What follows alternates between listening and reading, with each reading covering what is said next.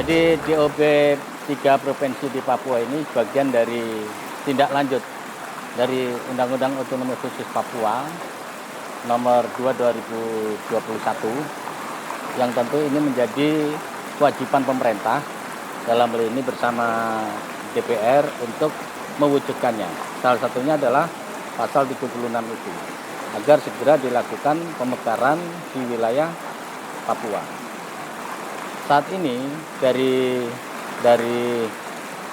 DPR dan pemerintah sudah menyepakati 3 provinsi yang disetujui lintas fraksi. Salah satunya adalah pemekaran Provinsi Papua Selatan, pemekaran Provinsi Papua Tengah, dan pemekaran Provinsi Pegunungan. 3 provinsi ini diharapkan menjadi jawaban atas keresahan masyarakat sana yang merasa belum mendapatkan perhatian secara khusus dari pemerintah. Hari ini pemerintah telah menjawab bersama DPR bahwa kita sedang memberikan satu keleluasaan kepada yang bersangkutan, utamanya di dalam mengelola tata kelola pemerintahan di level provinsi. 3 provinsi ini diharapkan juga ada percepatan pembangunan yang pada gilirannya ada sisi pemerataan ekonomi dan kesejahteraan. Orientasi kita pemekaran ini ke sana.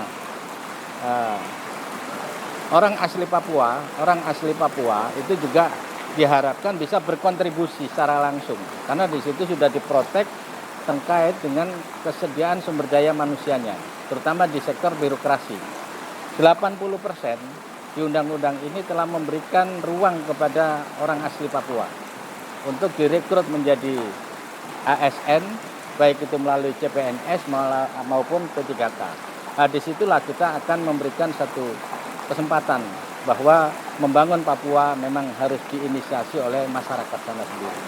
Ada beberapa substansi yang memang diperdebatkan secara ketat ya, terutama isu-isu krusial yang menyangkut substansi. Salah satunya adalah menyangkut sumber daya manusia. Jangan sampai pemekaran 3 provinsi ini menimbulkan migrasi besar-besaran di luar orang Papua. Tapi sudah diprotek di undang-undang ini bahwa 80% ini orang Papua asli. Yang kedua terkait dengan keuangan. Pemerintah pusat harus bertanggung jawab atas dana transfer ke provinsi daerah pemekaran baru ini secara proporsional. Karena mengawali pembentukan provinsi ini tentu dibutuhkan sarana prasarana, kemudian kelembagaan provinsi, sumber daya manusia. Nah, disitulah kita harus mengakselerasi semua potensi yang ada, baik sumber daya manusianya, ditunjang sarana prasarananya, dan pada gilirannya akan menciptakan pemerataan, pembangunan, dan peningkatan kesejahteraan. Tadi kehadiran Menteri Keuangan dan Bappenas itu sebagai bukti bahwa pemerintah pusat berkomitmen bahwa pemekaran ini legal. Mereka sudah berkontribusi untuk menjamin ya bahwa komitmen pemerintah pusat untuk memberikan transfer dana untuk pemekaran ini, dan dari sisi konsep kebijakan nasional Kementerian Bappenas juga sudah memberikan satu gagasan bagaimana mempercepat kesejahteraan masyarakat sana melalui sektor-sektor yang ada, baik sektor ekonomi, sektor-sektor perdagangan, dan semuanya ini tidak bisa sendiri-sendiri, harus terintegrasi. Nah, maka dari itu DPR melalui Komisi 2 memberikan catatan penting bahwa awal pembentukan 3 provinsi Papua ini betul-betul menjadi konsentrasi penuh pemerintah pusat yang pada gilirannya juga memberikan kontribusi positif untuk kesejahteraan masyarakat di sana.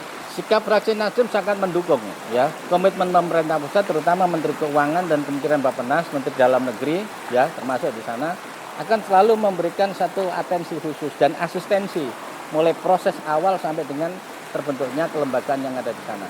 Hal-hal teknis terkait dengan rekrutmen pejabat gubernur, kemudian rekrutmen ASN yang untuk mengisi lembaga kelembagaan di provinsi, itu semua sudah diatur di pasal-pasal itu.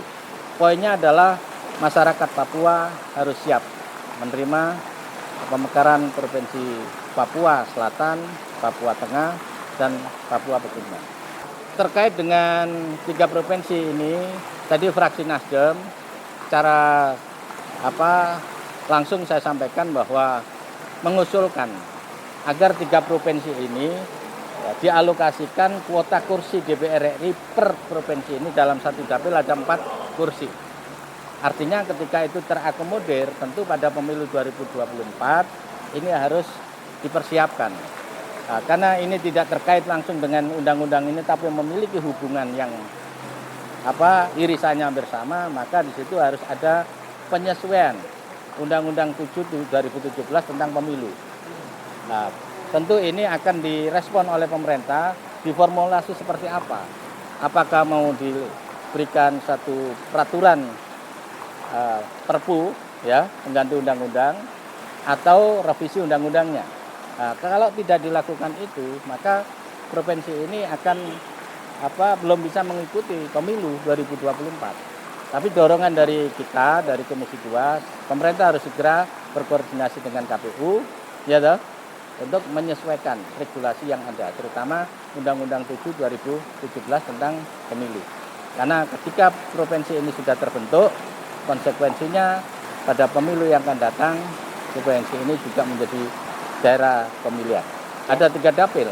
Dan kuota kursinya per dapil Nasdem mengusulkan 4 kursi. Jadi 12. Tapi itu semua nanti akan diatur di komisioner KPU, bukan di undang-undang ini. Karena di undang-undang ini tidak menyebut secara tersurat ya. Tapi secara aspiratif saya sudah menyampaikan itu atas petunjuk dari ketua fraksi. Jadi langkah berikutnya setelah paripurna ya, pembahasan tingkat 1 dalam hal ini pengesahan di level paripurna ini sah menjadi undang-undang, maka pemerintah dalam hal ini Kementerian Dalam Negeri harus sudah menindaklanjuti, mempersiapkan segala sesuatunya yang diatur di dalam pasal-pasal undang-undang ini. Tentu tidak bisa sendiri, harus melibatkan komponen yang ada di Papua, terutama menyangkut ketersediaan sumber daya manusia. Secara umum waktu kita kunjungan kerja ke Papua, masyarakat menyambut dengan sukacita. Artinya kegembiraan itu tampak dari awal kita datang dari rombongan itu. Itu membuktikan bahwa ini adalah sebuah kado istimewa bagi Papua untuk melakukan percepatan pembangunan, pemerataan kesejahteraan yang ada di negeri tercinta ini. Konteksnya adalah dalam Negara Kesatuan Republik Indonesia.